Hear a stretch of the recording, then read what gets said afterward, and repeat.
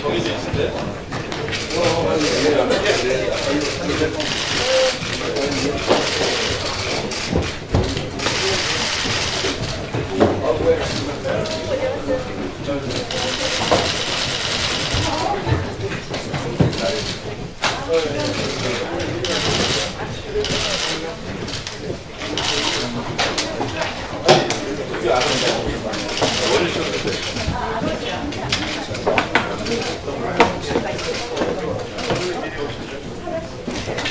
문자가 왜 이래?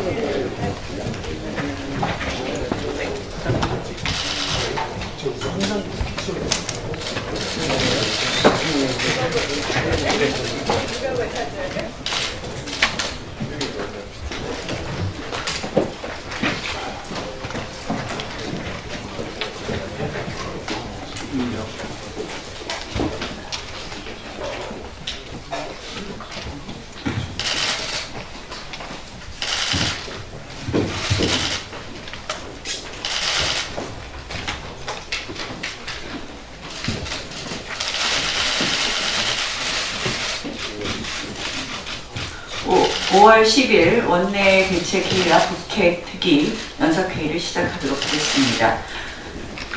어제 문재인 대통령 취임 2주년 회담이 있었습니다. 참 안타깝게 남은 3년이 지난 2년과 다를 것 없다 이런 생각이 듭니다. TV에 비친 상춘제 대담의 모습은 활발한 기자회견과 달리 세트장 안의 모습이었습니다. 쇼잉과 세트장 속의 문 대통령의 생각이 아직도 현실과 너무나 동떨어져서 결국 대통령의 생각은 그 안에만 머물고 있는 건 아닌가 이런 소회를 밝히고 정말 답답했다 이런 말씀을 드립니다. 미사일에 대한 문 대통령 대답은 식량 지원이었고요. 결국 문 대통령 덕분에 북한의 미사일 장사가 아주 쏠쏠한 것 아닌가 이런 생각도 해봤습니다. 경제 회복은 요원해 보입니다. 소주값만 성장시키고 나머지는 모두 추락시킨 소득주도 성장의 미련을 전혀 내려놓지 않았습니다. 표면상 유리해 보이는 통계만 인용해가며 고용 한파, 소득 파탄, 양극화를 가리기에 급급했습니다. 또 정치인식 역시 위험하다는 생각입니다. 이 정권 들어서 전방위적으로 휘두르는 보복의 칼날, 국민이 알고 역사가 알고 있습니다. 여기에 대해서 지금 부인하는 거 마치 본인들은 책임이 없다 이런 식으로 책임을 떠넘기기도 했습니다. 문재인 대통령은 이런 이야기를 했습니다. 촛불에 의해 탄생한 정치가 어떻게 독재가 될 수 있느냐. 색깔론을 더해 좌파 독재로 규정짓고 투쟁한다. 한마디로 본인들은 좌파도 아니고 독재도 아니다 이렇게 대답을 했는데 저는 한번 물어보고 싶습니다. 왜 좌파 정책에 몰몰하면서 좌파라고 떳떳하게 말하지 못합니까? 그들이 말하는 정책은 모두 좌파 정책입니다. 소득주도 성장, 가장 전형적인 좌파 경제 정책입니다. 큰 정부, 좌파 정책입니다. 기업 탈원전 스튜어드십 코드, 기업에 대한 강력한 규제와 감시 모두 좌파 정책입니다. 미사일을 미사일이라고 부르지 못하는 이 정권이 한마디로 좌파 정체성마저 부정하려고 합니다. 저는 그 이유는 딱 하나 있다고 생각합니다. 대한민국 국민이 좌파로는 대한민국을 성공시킬 수 없다. 이런 국민들의 사실상 정서적 합의가 있기 때문에 좌파임에도 좌파라고 이야기하지 않고 있습니다. 독재, 이미 누차 말씀드렸습니다. 언론을 장악하고 입법부를 장악하고 사법부를 장악하고 있습니다. 분명한 좌파, 명백한 독재, 이를 합쳐서 저희가 좌파 독재라고 부르는 것입니다. 프레임도 아니고 색깔론도 아닙니다. 그냥 사실을 있는 그대로 말하는 것입니다. 문재인 대통령이 어제 대담에서 여야 대표대와 또 여야정 협의체를 언급했습니다.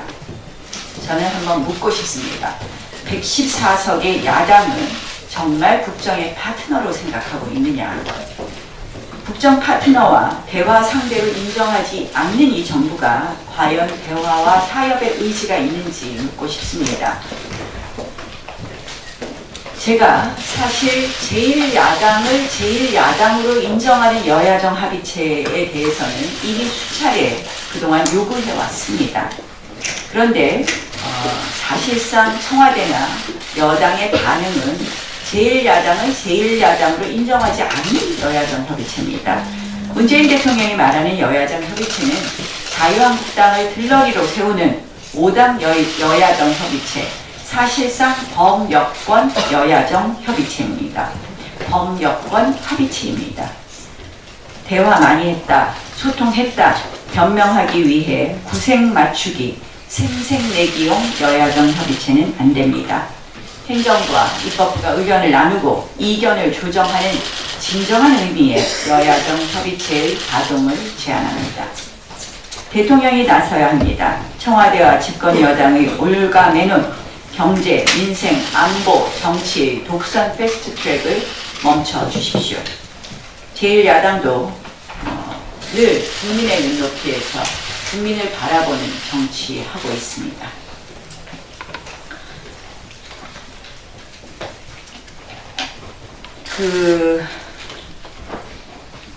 이제 어제 북한이 미사일을 다시 한번 쐈습니다. 미국 국방부가 탄도미사일이라고 오늘 발표했습니다. 오늘 아침에. 결국 현 문재인 정부가 기존의 전통적인 안보정책의 기본 틀, 한미동맹 구조를 무시하고 강상적 민족주의의 기치하에서 민족 공조로의 전환과 편향적인 대중외교 강화를 통해 추진해온 이러한 모든 정책이 사실상 지금 벽에 부딪힌 형국입니다. 트럼프 대통령은 이미 이야기했습니다. 미국은 한국을 좋아하지 않는 한국은 미국을 좋아하지 않는 나라라고 규정했습니다. 한미일 안보회의를 하러 와서는 미국과 일본이 따로 만나고 있습니다. 결국 김정은은 이런 좌파 정부의 특성을 이미 간파하고 있는 가운데 미국이 북한의 선보상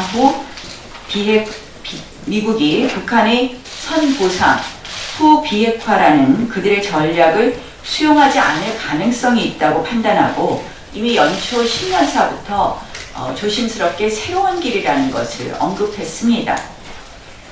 이러한 가운데 이제 하노이 회담이 하노이 회담에서 미국의 강경 노선을 확인한 이후에 이제 김정은은 그들의 본색을 이제 드러냈다 이렇게 보입니다. 김정은의 새로운 길은 결국 자력갱생, 북중러 삼각관계의 복원, 대미-대남 대화는 깊이, 핵경제 병진 노선의 회귀 등으로 압축될 것으로 보입니다. 결국 정부에서는 그럼 이제 어떻게 해야 될 것이냐에 대해서 이제 정말 다시 한번 전통적인 관계로 복원할 것을 생각해야 됩니다. 이제 이 길로 그대로 가다가는 결국 정부는 어떠한 역할도 하지 못할 것입니다. 오늘 국회 외교안보 특위에서 이 부분에 대해서 논의하겠습니다. 그리고 우리 당의 성명서를 발표하도록 하겠습니다. 결국 북한이 그동안 완전히 숨겨왔던 본색을 다 드러낸 이 마당에 우리가 그대로 이대로의 정책을 유지하다가는 결국 우리 정부는 어떠한 역할도 하지 못하고 고립무원의 상태로 갈 것이며 더욱 대한민국의 안보를 위기로 내몰 수 있습니다. 지금 이제 바로 한국 정부가 이 플랜 B를 적극 강구해야 될 거라는 말씀을 드립니다. 플랜 B라든지 이런 부분은 오늘 비공개 회의 끝나고 나서 발표하도록 하겠습니다.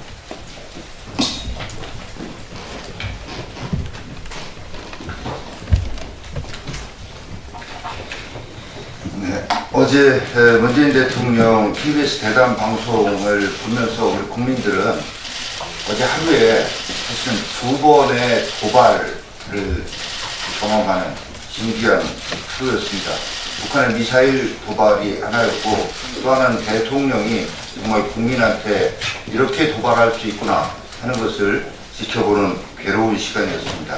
아울러서 온갖 쇼 비즈니스적인 기법을 다 동원해도 콘텐츠가 안 되면 그 쇼 결코 흥행에 성공할 수 없다는 것도 보여준 그런 쇼였다고 생각을 합니다.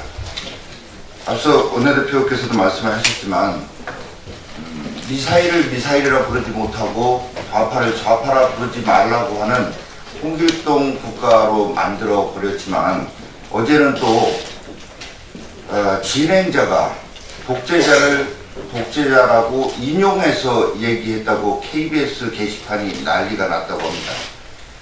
이것은 정말 독재 중에서도 가장 비열한 독재인 사회적 독재의 한 양태입니다. 소셜 컨포머티를 이용해서 자기에 반대되는 의견을 얘기하는 사람을 아예 사람 취급을 안 하고 사회적 왕따로 만들어버리는 이런 독재의 수법을 이용하고 있는 것이 이 정권이다라고 하는 점을 지적하면서, 어제 대통령이 언급한 내용들을 다시 얘기를 하면 정말 국민들 오늘 아침부터 더 가슴이 답답하시겠습니다만은 잠깐 얘기를 안 할 수가 없습니다. 경제와 관련해서 임금 격차가 역대 최저로 줄었다, 가구 소득이 크게 높아졌다, 거시적으로 큰 성공을 거두었다. 이 말에 동의하는 사람들이 문바 말고 어느 국민이 있겠습니까? 적폐 수사와 관련해서는 유체이탈 화법을 썼어요. 해외 순방하고 돌아와서 장자연, 김학의, 버닝썬 조직의 명언을 걸고 수사하라. 주머니 속을 뒤집어 보듯이 밝혀라. 공소시효가 지났어도 수사하라. 이렇게 얘기해놓고 자기가 한 게 아니라고 얘기를 합니다. 정말로 어떻게 이렇게 얼굴이 두꺼운지. 인사검증과 관련해서 인사 참사라고 할 수 없다. 국민 눈높이에 맞지 않는다고 검증 실패라고 할 수 없다. 완전히 좀 정말 상식을 가진 사람들의 생각과 정반대로 가는 대통령의 모습을 보여줬습니다. 청년 일자리 관련해서도 청년 고용률 높아졌다고 했는데 쪼개기 알바 이거 모르고 있는 겁니까 진짜로? 어르신들과 관련해서는 노인 일자리가 없는 것보다도 나쁜 일자리가 있는 게 낫다. 이거 어떻게 보면 어르신 완전히 폄훼하고 무시하는 이런 발언, 아주 위험한 발언이었다라고 말씀드릴 수밖에 없고, 대통령이 이렇게 하는 동안에 또 통일부 장관은 계속 개성의 남북 공동 연락사무소로 식량 지원하겠다고 달려갔어요. 지금 이런 상황이다 보니까 실제로 지금 한미일 3국 간의 안보회의가 우리나라에 열렸는데 미국과 일본은 주한 미국 대사관에서 따로 만났습니다. 이게 구한 말에 있었던 카스라 텍트 밀약이 맺어지는 그 상황이 생각나는 정말로 국가적인 위기를 스스로 이 정권이 만들어내고 있는 이런 상황이다라고 지적을 아니 할 수가 없습니다. 자, 오늘 뭐 북핵하고 안보 관련된 회의이긴 합니다만 이 문제도 지적하지 않을 수 없습니다. 버스 대란 문제입니다. 일률적인 주 52시간제 적용의 폐해가 이 버스 대란으로 나타나고 있습니다. 주 52시간제 7월로 다가오고 나서 월급이 버스기사분들 30% 정도 깎일 수밖에 없는 이런 상황이 되니까 파업에 돌입하겠다고 나서고 있습니다. 그런데 이게 작년 2월 달에 집권 여당이 근로시간 특례 업종에서 이 버스 관련된 부분을 제외하자고 하는 이거를 거부하면서 이런 사태가 초래됐는데 지금 이 상황에 대해서는 꿀먹은 덩어리입니다. 현실을 무시하고 일률 적용을 강행해놓고 이제 와서는 지자체에다가 버스 요금 올리라고 얘기합니다. 지자체에서는 재정으로 지원해달라고 얘기합니다. 국민 입장에서는 버스 요금을 올리든 재정으로 지원하든 어차피 국민들 꾸주머니에서 돈 나가는 건 마찬가지입니다. 잘못 끼워진 단추 풀어가지고 다시 제대로 맞춰서 끼우는 이 방법 이외에는 방법이 없습니다. 무리한 주 52시간제 적용 풀어야 합니다. 네, 이상입니다.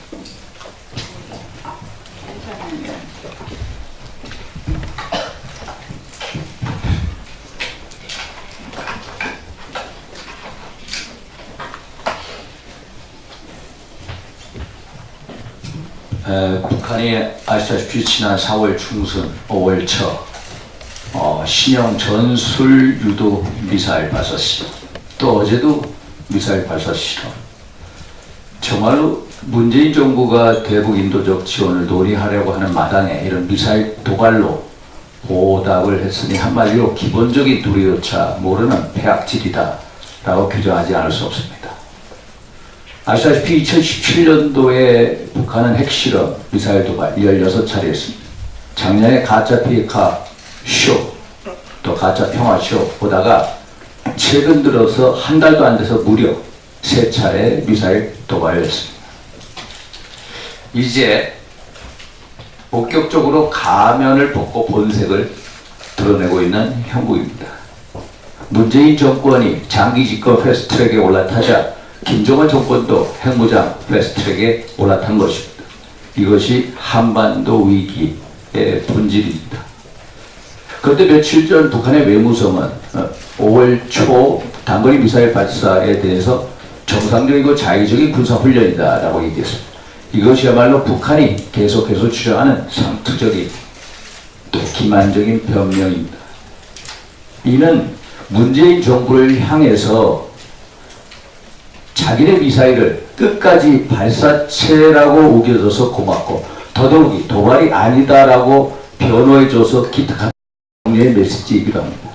이러한 격려에 힘입어서 어제도 문재인 정부의 합동참모본부는 처음에 미사일 발사에 대해서 불쌍의 발사체라고 얘기했습니다.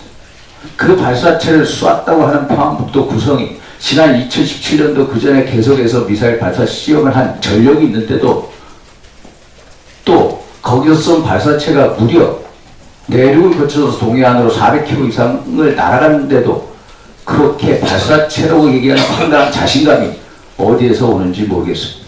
또한 이 문재인 정부의 국방부는 북한 도발 중계 방송부가 되어버렸습니다. 그것도 진짜 진실 방송이 아닌 가짜 방송만 일삼는 정말로 무대체계의 형국입니다. 이 정도면은 완전 끝판입니다. 굴욕의 끝판입니다. 정말로 문제인 것은 이보다 더 험한 꼴을 보더라도 문재인 정부는 남북 공조를 멈추지 않을 것입니다. 이것이 대한민국 국가의 근본 위기입니다. 우리 애국 세력이 대동단결해야 됩니다. 특히 우리 한국당의 중심 돼야 됩니다. 이상입니다.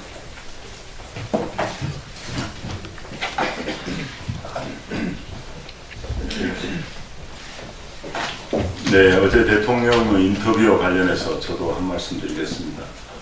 형식은 대통령께 묻는다는 것이었습니다만 한마디로 말씀드리면 역시 대통령께는 답이 없었다.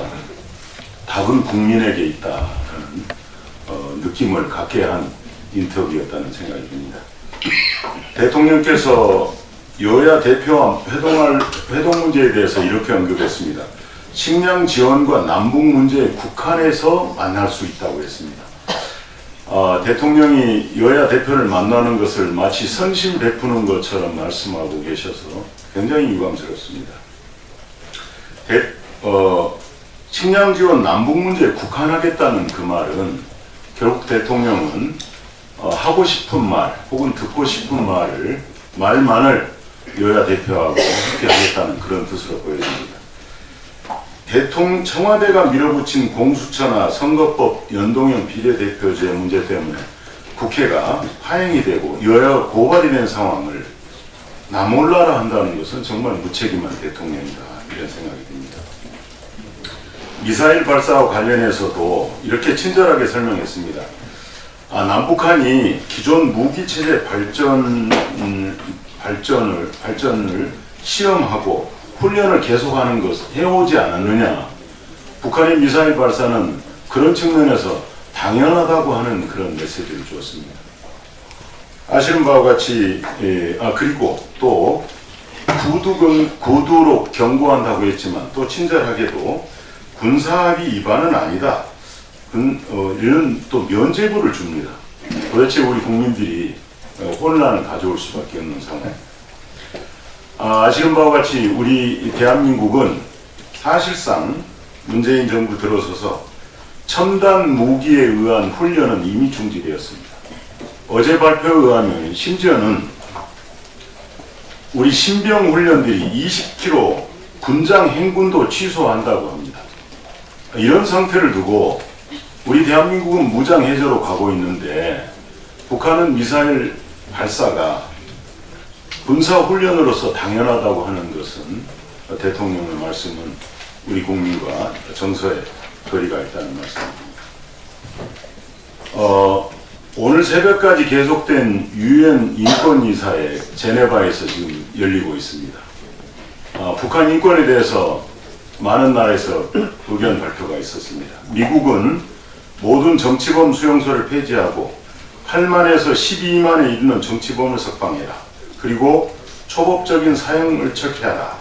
유엔 특별보고관의 방북 허용과 종교의 자유의 보장을 요구했습니다. 그런데 이제 북한은 또 이렇게 말을 합니다. 유엔의 대북 제재 때문에 유엔 기구들이 인도적 활동을 못하고 있다 이렇게 강변하고 있습니다. 우리 대한민국은 어떤 발언을 했는가 궁금했습니다. 이렇게 이야기합니다. 우리 대한민국의 대표부 대사는 인권 문제에 대해서는 일체 언급이 없습니다. 그리고 남북 이산가족 근본적인 문제 해결, 납북자 문제, 국군 포로 사안을 빨리 제기하기 바란다고 이렇게 이야기했습니다. 정말 한심하기 그지없습니다. 오히려 납북자 문제에 대해서는 아이슬란드 대표, 우루과이 대표가 오히려 언급을 했습니다. 빨리 송환해달라고 했습니다. 우리 북한 주민들에게 필요한 것은 10년 만에 다가온 최악의 식량 부족뿐만이 아니고 북한 인권에 대한 인권 증진 또한 필요하다는 말씀드립니다. 끝으로 피우진 보훈처장 문제에 대해서 말씀드리겠습니다. 손혜원 의원 부친이 47년 말 대남 공작선을 타고 월북해서 북한의 민명을 받았다는, 그리고 6.25 당시 경기도 설악면 세포 조직책이었다는 보훈처의 공적 조서가 공개되었습니다. 보훈처가 자료를 작성할 1986년 당시 치안본부가 확인한 내용이었지만 보훈처장은 국회 정무위원회에서 자료의 신빙성도 담보할 수 없기 때문에 인정 안 했다고 평가절하했습니다. 또 공적 조서를 비롯한 자료 제출을 요구하는 한국당의 요구도 거부했습니다. 이미 드러난 자료만으로도 대통령 부인과 특수관계에 있는 손혜원 의원이 부친을 독립유권자로 끼워 맞추기 위해서 온갖 편법이 난무했음이 명백해졌습니다. 국가보훈처가 국가보훈을 정권보훈의 수단으로 전락시키고 있습니다. 피우진 처장의 즉각적인 사퇴와 손혜원 부친 서훈 관련된 자료의 전면 공개를 요구합니다. 네.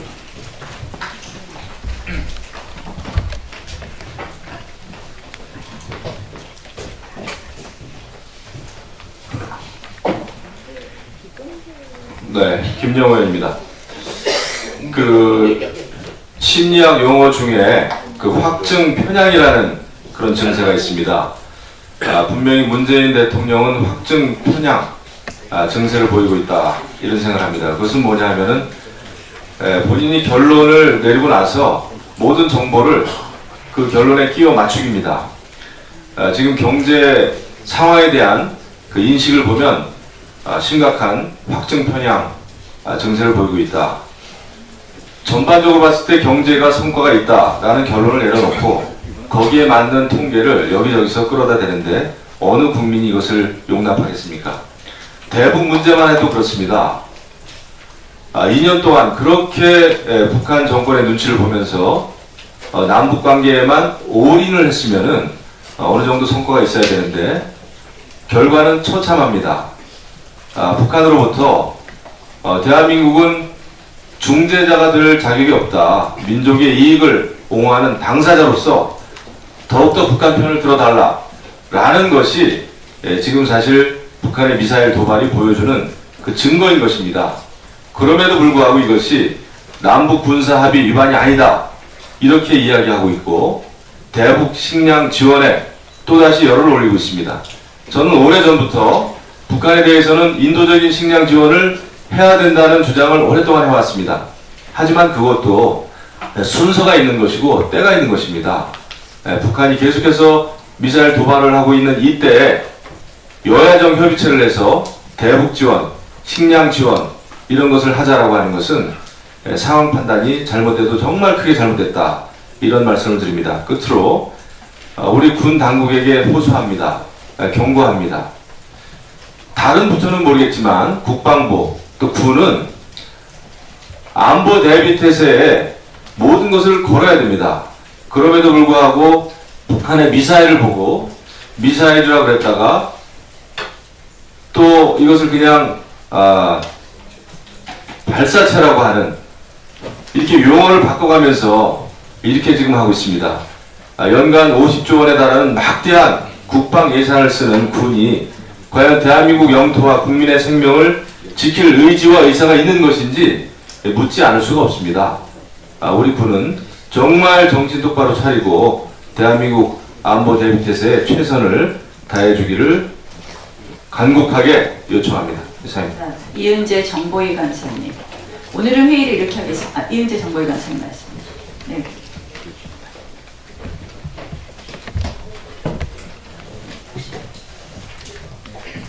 북한이 연이은 미사일 도발을 하며 미국과 유엔 안보리의 레드라인을 시험 중임에도 미사일 도발에 대처하는 청와대와 안보 당국의 행동을 보고 불안한 마음에 한마디 하겠습니다.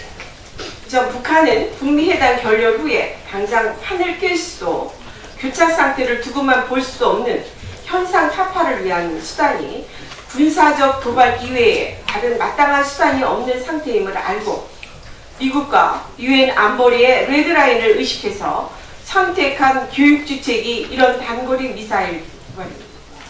연이은 북한의 미사일 도발에는 미국이 전술 탄돌 미사일로 분류하고 있는 사거리 200km에 300mm 방사포와 함께 신형 단거리 탄도미사일이 동원됐는데, 어제 발사된 미사일 역시 사거리와 정점 고도로 추정컨대 기존 스커드 BC 미사일이 아닌 지난 4일 발사했던 이스칸테르급 신형 단거리 탄도미사일을 발사한 것으로 추정이 됩니다.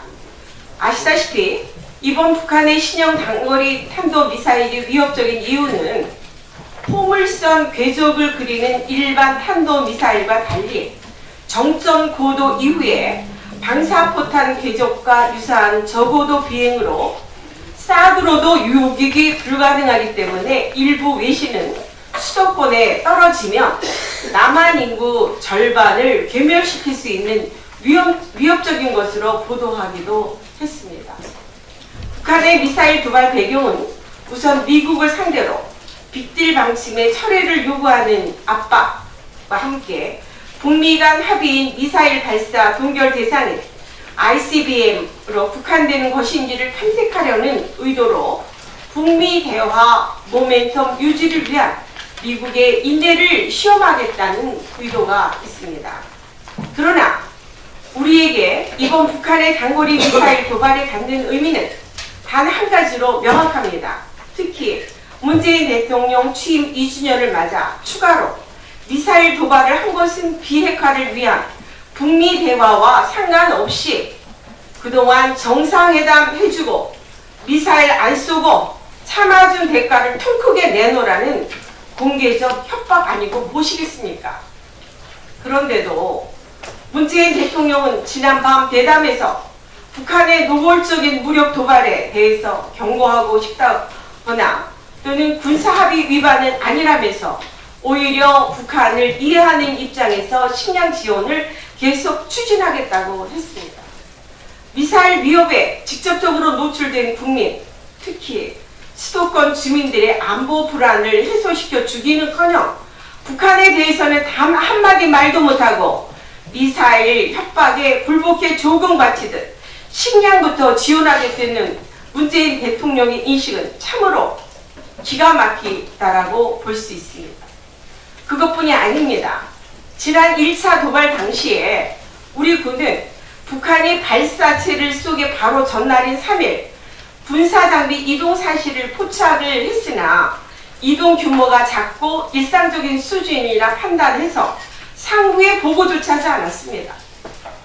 또 북미 회담 결렬 후에 북한의 무력 도발이 예상되는 상황에서 사소한 움직임까지 경계해야 할 군이 적의 동태를 대수롭지 않게 여겼다는 것은 심각한 군기문란이자 직무유기입니다.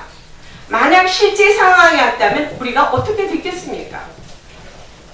사전 징후 포착이 불가능한 방사포의 위협에 더해 북한의 단거리 미사일 발사조차 그 징후를 포착하지 못한다면 그야말로 남한 전역의 불바다가 되는 것은 물론 수도권은 사실상 괴멸할 수밖에 없는 상황인데 문재인 대통령은 어떻게 국민들을 안심시킬 것인지 분명히 밝혀야 할 것입니다. 오늘 회의는 북해 외교안보 특위 연석회의인데 북해 외교안보 특위 쪽 얘기를 어제 미사일 관련돼서 먼저 얘기하겠습니다. 제가 조금 더 보충해서 말씀드리겠습니다.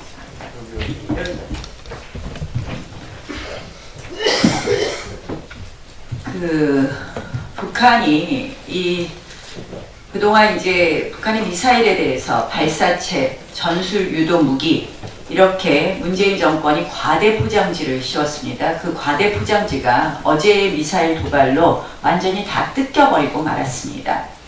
결국 그 안에 담긴 미사일이라는 본색이 드러났습니다. 닷새 만에 사거리가 2배로 늘어난 미사일, 그것도 탄도미사일이 한반도 평화를 찢어버린 것입니다. 문재인 정부의 국민 기망과 북한 변호도 깨버렸습니다. 미 국방부도 아까 말씀드린 것처럼 탄도미사일로 규정했습니다. 유엔 제재 결의 위반입니다. 문재인 대통령이 그런데 이런 와중에 취임 2주년에 쏘아 올린 것은 뭐냐? 대북 식량 지원 계획입니다. 이 대북 식량 지원 계획은 한마디로 패트리엇이나 사드로도 요격할 수 없는, 결국 대한민국 국민을 모두 타격할 수 있는 그런 미사일 아닌가 이렇게 생각을 합니다. 결국 이 시기적으로나 상황상 전혀 맞지 않는 이런 평화 구걸, 대북 식량 지원이라는 평화 구걸에 또 집착하고 있습니다. 저는 굉장히 이해가 되지 않습니다. 문재인 대통령이 지금 할 이야기는 북한에다가 왜 미사일 만드냐, 그 돈으로 북한 주민들 먹여야 되지 않느냐라는 이야기를 해야 될 때입니다.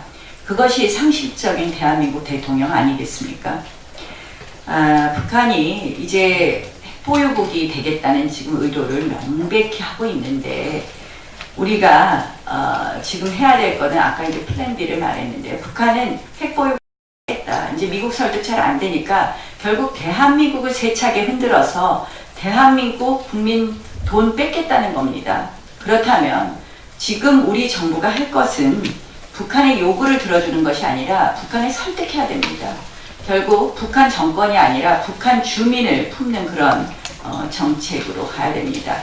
아까 말씀드린 것처럼 남북미 대화 이제는 어렵습니다. 또 비핵화로 그동안 해왔던 비핵화 협상도 실패로 굳어지고 있습니다. 플랜 B를 마련해 주셔야 됩니다. 우리 이따 회의에서 그 플랜 B에 대해서 말씀드리겠습니다. 일단 공개로 말씀하실 분들 있으면 말씀해 주십시오. 누가 하시겠습니까? 공개로? 한기호.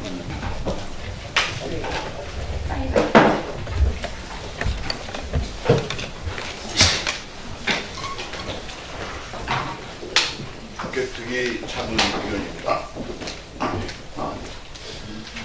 우선 어제 발사한 상황을 예의주시할 필요가 있습니다. 먼저 5일 전에 동부전선에서 발사하고 서부전선에서 했습니다. 이거는 김정은이 이렇게 얘기했습니다. 오늘 아침 뉴스에 화력 타격 지도를 했다고 합니다.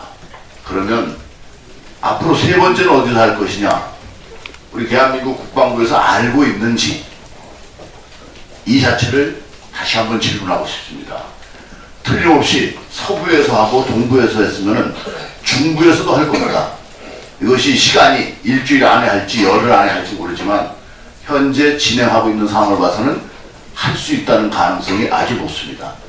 또 우리 국방부에서는 미사일 2발만 쐈다고 얘기를 했는데 실질적으로 북한이 보도한 바에 의하면 방사포도 152mm, 240mm를 섞어서 쐈습니다. 따라서 우리 국방부가 제대로 정보를 파악하고 있는지 이 자체도 한번 따져봐야 됩니다. 탄도냐 아니냐 하는 것은 이미 공개적으로 다 됐기 때문에. 그러면 우리 문재인 대통령은 북한하고 직통 전화를 가지고 있다고 했습니다. 그럼 원산에서 쏘기 전에 전화를 하진 않았을 것이라고 보지만 쏜 이후에는 전화했을 거 아닙니까? 또 이번에도 어제 쐈을 때도 직통 전화를 가동하지 않았겠습니까? 무슨 얘기를 했는지 이 내용도 밝혀야 됩니다. 이 내용을 밝히지 않는다면 여기에 문제가 있습니다. 또 태영호 공사가 이렇게 얘기했습니다. 지금 북한에 식량을 주면 김정은은 한국과 미국을 굴복시킨 전리품이라고 주민에게 선전할 것이다. 따라서 이것은 태영호 공사가 우리가 쌀을 지원하면 안 된다는 분명한 메시지를 전한 것입니다. 이 부분을 다시 한번 우리 정부가 새겨들어야 합니다. 또 국군 통수권자로서 대한민국 대통령인지 아직도 김정은과 함께 손을 잡고 가는 동반자인지 다시 한번 밝혀야 될 필요가 있습니다. 이러기 위해서는 우선 국방부 장관 합참의장 인사에 대한 거취 문제를 다시 한번 검토를 해야 됩니다. 저는 국방부 장관을 잘라야 된다고 봅니다. 그렇지 않고서 이렇게 허위 사실을 계속해서 언론에 흘리고 있는 장관은 자격이 없습니다. 또 9.19 군사합의도 전면적으로 재검토해야 됩니다. 전작권 전환도 재검토해야 됩니다. 그리고 무엇보다도 우선 정보활동 수준을 정상화시켜야 됩니다. 남북 합의에 정보활동의 제한 요소가 포함됐는데 이 부분은 당장 정보활동은 다시 강화를 해야 됩니다. 그리고 군부대 감축계획 또 복무기한 단축 이런 부분도 재검토해야 됩니다. 북한의 최고인민회의 제14기 제1차 회의에서 4월달에 있었던 자력갱생이라고 계속 이야기를 하고 있기 때문에 이것은 결국은 독자적으로 무엇이든지 행동하겠다는 것을 전제하고 있습니다. 우리 대한민국도 이제 북한에 끌려가는 이런 행위가 아니라 북한에게 단호한 군사 정책을 확실히 밝혀야 됩니다. 북한이 미사일을 계속 쏘고 훈련할 때 과거에는 최소한도 경계태세, 감시태세를 데프콘, 워치콘2에서 얼마씩 이렇게 조정을 해왔습니다. 그러나 지금은 워치콘도 전혀 조정하지 않습니다. 단 한마디도 얘기하지 않습니다. 군사 대비태세 완전히 무장 해제한 것입니다. 그렇기 때문에 국방부 장관을 경질해야 됩니다. 이상입니다. 네, 김정봉 의원. 네, 김정거입니다. 제가 이제 네 가지를 말씀드리겠습니다. 첫 번째는 5월 4일 날 북한이 미사일을 쐈을 때 국방부가 9.19 군사합의정신에 위배된다라고 분명히 얘기했습니다. 위배 분명히 된다고 했고, 어저께 문재인 대통령께서는 미사일 발사는 맞다. 그렇지만 이게 9.19 군사합의에는 위반되는 게 아니다 이렇게 얘기했습니다. 자, 이건 말이 안 되는 것이죠. 미사일을 쏘고 그다음에 230mm 방사포와 300mm 방사포에 대해서 굉장히 관가하는데 굉장히 대한민국의 치명적인 무기로 발전했습니다. 그렇기 때문에 왜 그런가 하면 240mm 방사포가 통상 보면은 45도 각도로 쏩니다. 그러면 사거리가 한 63km에서 한 65km 나오는데 요번에 60도로 쐈습니다. 그러고도 70km 날아갔습니다. 그러면 사거리가 거의 100km까지 된다는 얘기입니다. 그러면 지금까지 북한이 방사포로 한국을 타격할 수 없었던 지역들이 전부 다 산업으로 들어옵니다. 용인에 있는 지상작전사령부가 들어가고, 그 다음에 성남의 K2 비행장, 수원 비행장, 원주 비행장 다 들어갑니다. 이게 한국에 엄청난 그런 피해를 준데도 아무도 말하는 사람이 없습니다. 이건 미사일보다도 이 방사포가 사거리가 길어졌기 때문에 무시무시한 일이 벌어졌다 하는 것이고, 300mm 방사포도 마찬가지인데 시간이 없어서 얘기 안 하겠습니다. 자, 그러면 현재 북한이 분명히 9.19 군사합의를 어겼으니까 9.19 군사합의 폐기해야 됩니다. 그러니까 제가 첫 번째 얘기하는 것이고, 자, 두 번째는 이제는 방어는 불가능합니다. 자, 의원님들 다 말씀하셨죠? 방어 불가능합니다. 어떻게 하면 됩니까? 그럼 공격할 수밖에 없어요. 공격하려면 현재 KL체인 사전에 발견해서 때리겠다. 요번에 미사일이 고철됩니다. 사전에 발견 못합니다. 발견했다도 5분 내 쏘기 때문에 타격팀도 캐치에 물고 나갔습니다. KMD, 이스칸데르 못 막습니다. 남은 이제 KMPR밖에 안 남았습니다. 대량 응징 보복 작전. 자, 우리 문재인 정부가 그 특수전부대 대량 응징 보복 작전 부대를 1000명으로 구성을 했다가 그걸 다 지난 정부에 이제 구성을 한 거죠. 그걸 폐기하고 그랬습니다. 다시 만들어야 됩니다. 그래서 우리가 만약에 북한이 우리를 핵으로 공격하면 우리가 반드시 김정은을 죽일 수 있다라는 능력을 갖추지 않으면 도발할 겁니다. 그래서 KMP의 성격을 우리가 삼축체의 성격을 바꿔서 공격적으로 바꿔야 된다는 게 하나고, 또 하나는 이제 막을 수 없으면 우리가 핵을 가져야 되는데 당장 핵을 못 가지면 전술핵무기 재배치하든가 미국과 핵을 공유하든가 하자나 막을 방법이 없습니다. 우리도 핵을 가져야 된다는 얘기고, 정 미국이 응하지 않으면 이제는 독자적 핵무장을 공론화해야 됩니다. 당장 하자는 얘기가 아닙니다. 공론할 필요가 있다. 왜? 막을 수가 없으면 공격무기를 가져야 될 거 아닙니까? 이제 공론할 때가 됐다는 것이고, 그 다음에 2012년도 12월 달에 UN 제재 결의안 2397호가 이제 나왔는데 거기에 마지막 조입니다. 28조. 북한이 추가 핵실험을 하거나 또는 발사했을 경우 추가적인 중대한 조치를 한다고 트리거 조항을 넣어놨습니다. 그럼 요번에 미사일 4발 쏘으면 트리거 조항에 따라서 당연히 UN 제재가 추가로 부과돼야 되는 겁니다. 이거를 한국 정부가 유엔에 얘기해야 되는 거죠. 당연 아닙니까? 미국이 안 한다면 우리가 하든가 일본을 앞서서 우리가 해야 되는 겁니다. 그 다음에 4번째. 자, 현재 한미일 안보회의가 지금 열리고 있습니다. DTT라 해서 이제 뭐 차관국 회의가 열리고 있는데 미국의 그 우두머리가 인도태평양 안보 차관보입니다. 자, 이 사람이 한국은 인도태평양 전략에 가입 안 하고 있는데 한국 정부를 대접하겠습니까? 우리가 중국에 대해서 충분한 배려를 한 것이 AIIB도 우리가 가입을 했고 1대1로도 우리가 참여를 했기 때문에 상당히 중국은 배려를 했습니다. 그럼 미국에 대해서 무슨 배려를 했습니까? 자, 그러면 우리가 미국에 대해서 배려를 하려고 하면 인도 태평양 전략에 동참해서 대한민국 미국의 동맹국이라는 걸 분명히 보여줘야 됩니다. 그 다음 또 하나, 미국이 빅딜 카드를 가지고 북한을 완전한 비핵화를 시키려고 노력하고 있는데 한국 정부가 엉뚱한 소리만 합니다. Good enough deal. 말은 그렇듯 하는데 도대체 미국도 북한도 받아들일 수 없는 겁니다. 미국한테도 욕먹고 북한한테 욕먹는 그런 카드 들고 나왔는데 이거 버리고 한미 동맹이라면 분명히 태도를 해서 미국의 비핵화 방안, 빅딜 카드를 우리가 전폭적으로 지지해야 된다. 이런 얘기를 우리는 해야 됩니다. 네, 감사합니다. 네, 원성은. 예, 간단하게 말씀드리겠습니다. 네. 오늘 아침 그 미국 방송 보니까 어제 북한이 그 미사일 발사 한 서너 시간 후에 지금 인도네시아 해역에 있는 북한 화물선을 미국이 지금 억류하고 있습니다.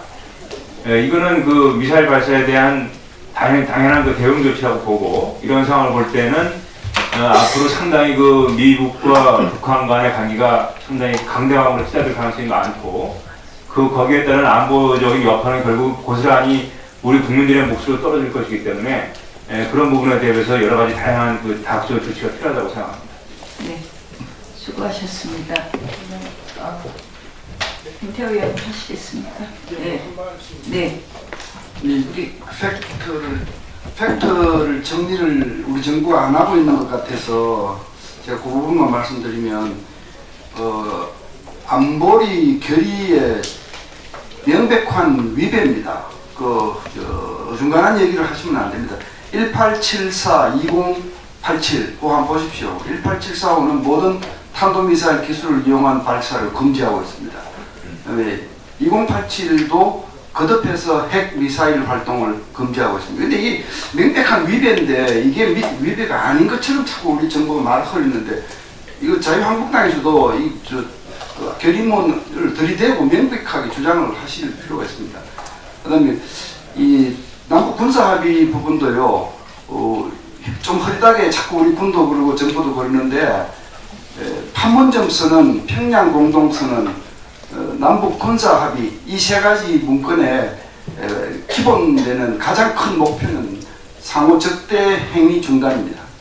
정면으로 위배되잖아요. 정면으로 위배되잖아요. 이걸 정면으로 위배된다는 얘기를 딱 찍어서 말씀을 안 하시니까 좀 깝깝하다는 생각이 들고, 마지막으로 뭐 다른 분 말씀하신 걸 빼고 제가 이스칸데르에 대해서 한 말씀만 드리게, 저는 전문가 입장에서 이스칸데르 미사일을 수년 전부터 사실 그 상황을 추적을 해본 사람인데요. 이게 유럽에서 미국과 러시아의 신냉전을 부추긴 단초이기도 합니다. 굉장히 중요한 미사일입니다. 2013년부터 이스칸데르를 이 러시아가 서쪽에 배치를 하기 시작해서 서유럽을 긴장시켰고, 16년도에는 클라닌그라드라고 하는 열배 영토에 배치를 했어요. 이 열배 영토가 폴란드하고 리투아니아 사이에 있습니다.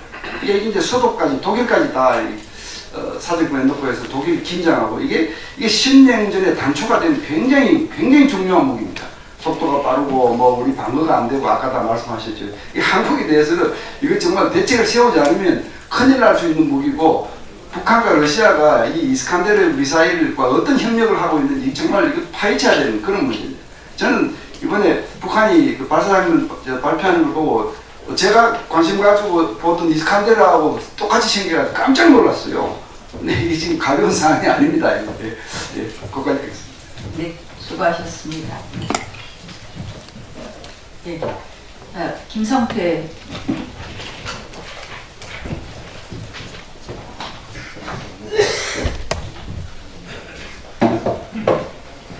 네, 가방이 강사 김성태 의원입니다.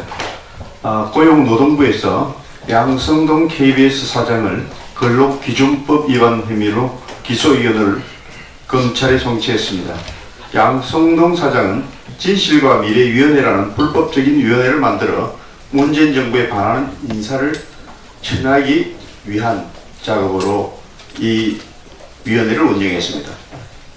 이는 양성동 뒤에는 민노총이 뒤를 봐주고 그 뒤에는 문재인 정권이 가이드라인이 있다라는 것을 누구나 알고 있습니다. 이러한 근로기준법까지 어기는 무리수를 두며 방송 장악을 위해 적폐청산을 위장한 칼을 휘두르는 오만을 부린 것입니다. 이는 KBS에 국한한 것이 아닙니다. 양대 공영방송사인 MBC 또한 정상화위원회를 만들어 적폐청산이라는 미명하에 반대파 숙청 작업을 자행했습니다. 하지만 해고된 전직 기자에 대해 복직 판결이 내려지는 등 비정상적인 행동이 하나둘 드러나기 시작했습니다. 이러한 위원회는 국민의 방송이 아닌 공정하지 못한 편파 방송의 극치를 보여주는 결과를 낳고 있습니다. 공정한 방송을 위해 노력한 이들을 문재인 정권과 코드가 맞지 않는다는 이유만으로 불법적인 위원회를 만들어 숙청 작업을 하는 것이 바로 반민주적인 그러한 결과를 만들고 있는 것입니다. 결과적으로 북한 미사일 발사 축소보도, 패스트트랙 헌법 파괴 공작 당시 탑뉴스로 김정은의 러시아 방문 보도, 오늘 밤 김제동의 북한 찬양 등 대한민국의 공영방송이라기보다 북한 대변 방송사에 가까웠습니다. 그들에게 국민은 누구입니까? 언론은 엄중한 중립을 지켜야 함에도 북한 방송과 같은 문재인 정부의 선전 매체로 전락한 지 오래입니다. 이는 국민의 알 권리를 무시하고 사건에 대해 다각도 분석을 해야 하는 사명을 저버리고 오로지 받아쓰기 지령받기, 문재인 정권의 북한 찬양하기로 채워져 국민을 세뇌시키며 민주주의를 파괴시키고 있습니다. 진실과 미래위원회 정상화위원회는 보복을 일삼는 단체 그 이상도 이하도 아닙니다. 보복의 혈안이 되어 코드 인사를 자행하며 불법적인 조직을 만들고 법위에 군림하는 조직, 이것이야말로 적폐청산 1호가 되어야 합니다. 고용노동부도 책임에서 자유로울 수가 없습니다. 그동안 문재인 정권의 눈치를 보다 책임 회피하기 위한 꼼수를 부리고 있다고 보아집니다. 우리는 그동안 수없이 말도 안 되는 적폐청산이라는 이름으로 행해진 불합리를 지적해왔고 수없이 고발 조치를 해왔습니다. 그동안 나 몰라라 하던 노동부가 이제야 뒷북을 치는 이유는 또 무엇이란 말입니까? 고용노동부와 왜 경고합니다. 방송 장악을 위한 문재인 정권의 몸부림을 막아내길 바라며 진실을 꼭 밝히고 엄정한 결과 처벌을 내리길 바랍니다. 진실과 미래는 함부로 쓰는 것이 아닙니다. 우리 국민들이 무지하지 않다라는 것을 명심하고 두 단체는 당장 해산해야 할 것입니다. 그리고 법의 심판을 엄중히 받아야 할 것입니다. 또한 진미 조직을 계획하고 만든 양성동 사장은 국민을 기만하는 방송 제작을 즉각 멈추고 그 자리에서 내려와야 할 것입니다. 이상입니다. 네, 강효상 의원님. 예, 자유한국당 강효상 의원입니다. 대구 달서경 당협위원장입니다. 어제 오후 청와대가 대변인 브리핑을 통해서 이례적으로 저의 트럼프 대통령 방한 문제 관련 기자회견을 맹비난하고 나섰습니다.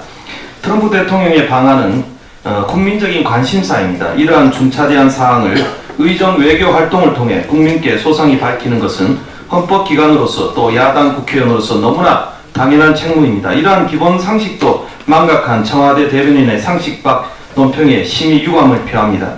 내용상으로서도 문제가 없습니다.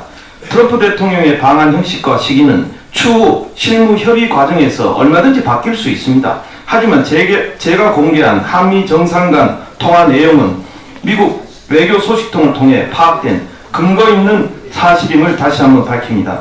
만약 청와대가 제가 틀렸다고 말하고 싶다면 제가 공개한 두 정상 간 대화 내용 중 구체적으로 어떤 부분이 사실이 아닌지를 밝혀야 할 것입니다. 그렇지 않고 맹목적인 비난에만 혈안이 된다면 청와대 스스로 표현의 자유를 망각한 채 야당 의원의 의정 활동을 위축시키기 위해 국회의원의 입에 재갈을 물리려는 의도로밖에 볼 수가 없습니다. 외교안보와 관련된 국익에는 여야가 없습니다. 어제 저의 기자회견 동안 당리 당략과는 거리가 먼 내용이며 날 것 그대로의 팩트입니다. 청와대는 국익을 위한 저의 의정 활동에 재갈을 물리려는 기도를 즉각 거두기를 바랍니다. 한 가지만 더 추가로 말씀드리겠습니다. 오늘 우리 대구에 좋은 소식이 있을 것 같습니다. 물산업기술에 대해서 국가가 검인증을 하는 물기술인증원이 그동안 대구, 인천, 광주가 치열하게 경합되어 왔는데 오늘 대구로 선정돼서 아마 곧 발표가 있을 것 같습니다. 그동안 문재인 정부가 한 정책 중에 모처럼 지역 차별 없이 공정하고 객관적인 정책 결정이 이루어져서 크게 환영을 합니다. 아시다시피 대구는 물산업 클러스터가 2,900원의 국비가 투입돼서 지금 설립 중에 있습니다. 이 물기술인증원은 물산업 클러스터의 연구개발, 기술 검인증, 상용화, 수출 4단계 가장 핵심적인 요체이며 대구 경제의 미래 운명이 달린 사안입니다. 그동안 당에서도 우리 황교안 대표님, 나경원 대표님께서 많은 관심을 기울여 주셨고 우리 권영진 대구시장을 비롯한 대구시 관계자 여러분들께 심심한 감사 말씀을 드립니다. 청와대에서도 우리 김수현 정책실장의 각별한 관심에 대해서도 다시 한번 감사를 드립니다. 이상입니다. 김규환 의원님. 예, 김규환 부대표입니다. 이스칸데르 김태우 위원님께서 말씀하셨는데요. 미사일에 대해서 조금만 아는 사람들은 이게 뭔지 다 압니다. 발사체란 얘기 이제 버리십시오. 국민들을 그만 속이시고. 저 이 분야에서 전문가입니다. 이스칸데르라는 말은요, 알렉산드로 대왕의 아랍식 이름을 딴 게 이스칸데르입니다. 뿐만 아니라 SS 스쿼드, SS-23 오카를 대체하기 위해서 러시아에서 개발한 최신 단거리 최고의 교역 미사일체입니다. 처음에 그게 올라왔을 때 발사체는 얘기 듣고 도대체 국방부에는 전문가가 있는지 없는지 정말 의심스러웠습니다. 이런 거 아니거든요. 이렇게 하지 마십시오. 다 알고 있습니다. 뿐만 아니라 이 사방에서 다 쏘고 실험하고 있는 거 국민들 다 알고 있는데 국민들 너무너무 불안합니다. 이렇게 거짓말 하지 마시고 다 국민들 다 알고 어느 정도는 다 압니다. 인터넷만 두드려봐도 그게 뭔지 다 알고 있습니다. 그래서 국민들 불안하니까 정부에서 꼭 3가지를 꼭 밝히고 지켜주시기 바랍니다. 첫째, 북한의 도발에 대비해서 어떤 상황으로 대처하고 있는지 반드시 그 내용을 불안한 국민들에게 이런 거 대처하고 있으니까 걱정 말라는 얘기 반드시 밝히십시오. 두 번째, 트럼프 대통령과 정상 간 대화 채널을 이렇게 어떻게 하고 있는지도 국민 불안합니다. 어떤 정상 채널을 갖고 있는지 밝히십시오. 세 번째, 북한 발사체에 대해 정밀한 분석 결과 국민께 이게 발사체가 아니고 이스칸데르라고 정확하게 밝혀주시기를 바랍니다. 이상입니다. 자, 더 말씀하실 의원님들 안 계십니까? 네. 그럼 비공개로 하겠습니다. 네, 김지원 의원. 예. 오늘 조금 회의가 길어졌습니다. 아니, 제가 말씀 안 드리려고 했는데 미리 원내대표님께 오늘 보고한다고 말씀드렸어요. 중요한 미사일 이야기가 있는 데서 이런 이야기 드려서 과연 적절한지 모르겠습니다만 어제 리얼미터에서 그 발표한 여론조사 결과 특히 이제 정당 지지도 여론조사 결과가 발표되었습니다. 그래서 그에 맞춰서 지금 패스트 트랙으로 지정되어 있는 공직선거법 개정안, 특히 그 연동형 비례대표제를 적용해서 현재 그 각 당의 의석수 중에서 이제 지역구 의원 의석수와 그리고 연동형 비례대표제를 적용했을 때 비례대표 의석수가 어떻게 변화되는지를 한번 산정을 해봤습니다. 그랬더니 우리 자유한국당은 26석을 얻게 되고 더불어민주당은 22석, 바른미래당은 2석, 민주평화당은 1석, 정의당은 16석을 얻게 됩니다. 그런데 특징이 지금 현재 정당 여론조사 정당 지지도 비율이 그대로 정당 투표로 나타난다고 할 때 지난 정의당은 지난 20대 총선 당시에 정당 득표율이 7.2%였습니다. 그런데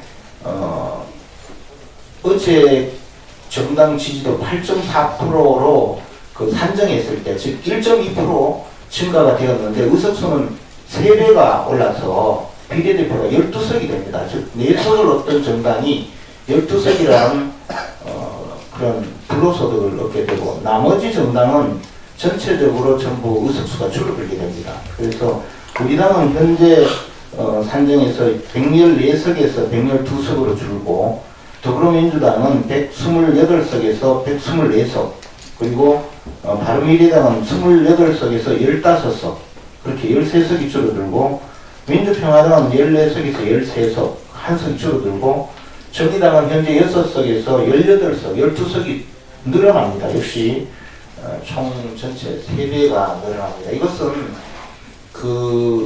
선거 제도에서 의석수 변화가 국민의 투표를 많이 얻어서 투표율이 올라서 의석수가 변하는 것이 아니고 룰을 바꿔서 의석수가 변화되는 그런 특징적인 제도를 지금 밀어붙이고 있는 것입니다. 결국은 이것은 오로지 유일하게 정의당에게만 유리한 의석 배분입니다. 또 제가 20대 총선 결과를 그대로 적용을 해서 권역별 비례대표로 한번 산정을 해봤습니다. 그랬더니 서울 지역은 권역별 비례대표로 12석이 배분이 되고 인천, 경기는 11석, 대전, 충북, 충남, 강원 11석, 광주, 전북, 전남, 제주 16석, 대구, 경북 12석, 부산, 울산, 경남 11석 이렇게 배분을 하는데 최종적으로 당시 그 득표율을 그대로 산정했을 때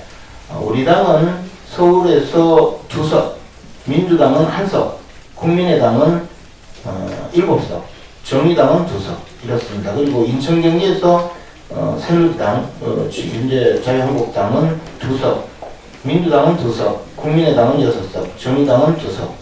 그리고 대전, 충북, 충남, 강원에서는 새누리당은 3석, 민주당은 1석, 국민의당은 5석, 정의당은 2석 이렇습니다. 광주, 전남, 전북, 제주에서는 우리 당은 1석도 못 얻고 민주당은 2석, 국민의당은 12석, 정의당은 2석, 대구 경북에서는 새누리당은 5석, 민주당은 1석, 국민의당은 4석, 정의당은 2석, 부산, 울산, 경남에서는 새누리당은 4석, 민주당은 1석, 국민의당은 4석, 정의당은 2석. 제가 왜 이렇게 장황하게 말씀드렸냐면 득표율제는 그 현재 선거법 개정안으로 제출한 것이 짝수 번호만 득표율로 등록을 할 수 있습니다. 그렇다면 현재 우리 당은 어차피 그 호남 지역에서 권역별 비례대표에 들어가도 지금 현재 한 석도 못 얻었고, 만약에 얻는다 해도 한 석을 얻습니다. 마찬가지로 민주당도 영남에서 얻는 의석이 한 석입니다. 그래서 현재 말하는 석표율은 사실상 불가능한 제도입니다. 바로. 그리고 두 번째는 권역별 비례대표제를 한다고 하면서 그 권역별 비례대표로 등록하는 후보자는 지역과 아무 관계없이 등록을 할 수 있습니다. 그러므로 우리 당은 서울에서 2석밖에 얻지 못하기 때문에 영남 지방에 또 전부 다 등록을 해야 되는 것입니다. 그렇다면 지금 말하는 지역 대표성을 권역별 비례대표로 구하겠다라고 하는 것은 애당초 불가능한 이야기가 됩니다. 그래서 제가 이런 여러 가지 문제에 대해서 보도자료를 제출을 했는데 원내대표께서 또 한번 보고를 하라고 해서 말씀드렸습니다. 자, 비공개로 하겠습니다. 비공개 전환